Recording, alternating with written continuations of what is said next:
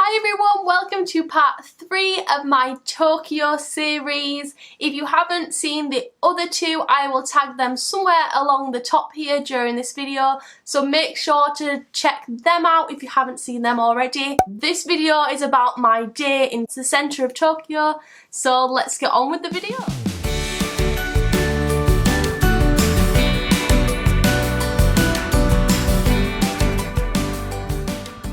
So in the middle of our trip to Tokyo, I think we spent 3 days doing like the parks, and then we decided we'd have one day going into Tokyo. I know usually people go and do Disney for one day and then do the rest of the holiday experiencing like the Japanese culture and things, but this trip for me was specifically to go and experience the Disney resort because it's something I've always wanted to do.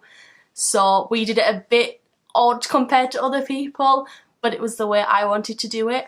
We started off by leaving our hotel, the Sheraton Grand, and getting on, I think we got on the Disney monorail first, which had a stop on it, which was a train station.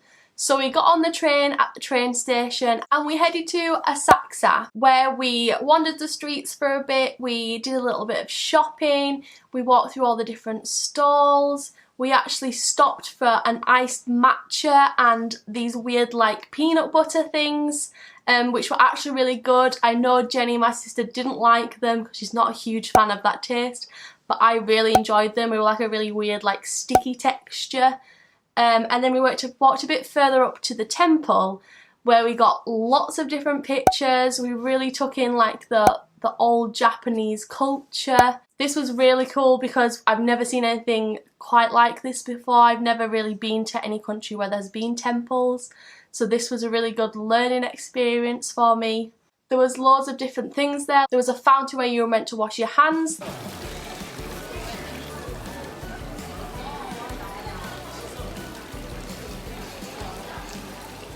There was like this fire pit that you were supposed to like smell. I'm not quite sure what they were all meant to do, I can't remember why.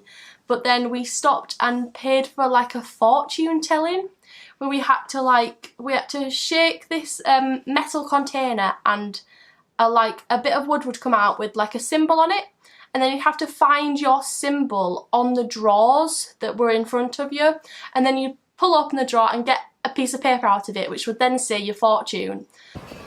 Get one out? Yeah, shake it.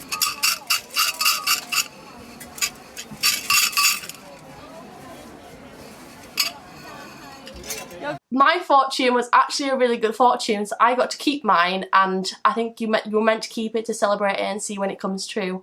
But my dad and my sister actually got bad fortunes, so they had to tie theirs up to a bit of string where everybody else had tied them, and I believe that you're then offering the bad fortune to the gods, so then they, correct me if I'm wrong, but then they try and amend it for you.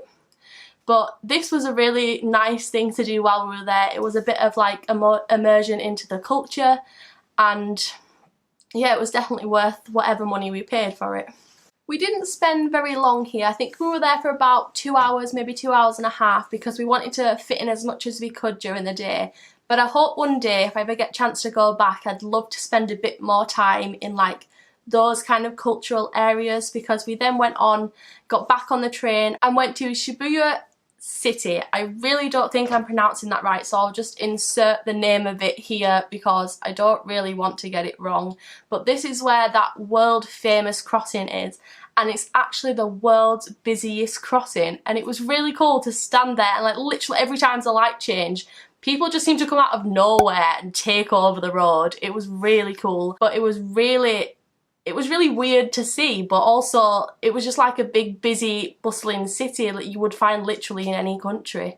We stood there for quite a while just watching the people cross, and eventually we actually went and had a Starbucks which actually had a really good view of the crossing, so we stopped and I think I had another iced matcha or something there to sit and watch the crossing, because they had these really nice seats where you could sit and look over. But then eventually we went and actually crossed the crossing ourselves and did a little bit of shopping.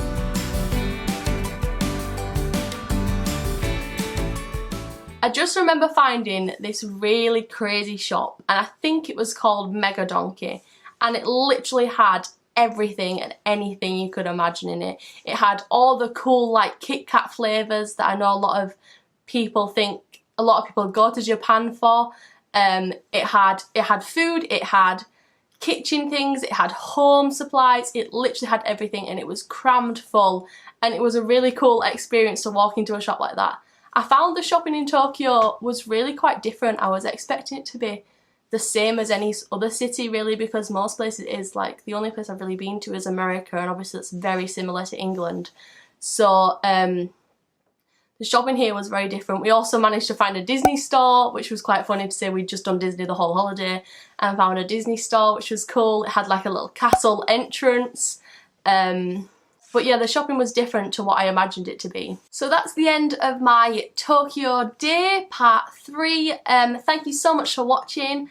I'm thinking about possibly doing a whole video of all the things I bought in Tokyo, because I bought quite a lot of things.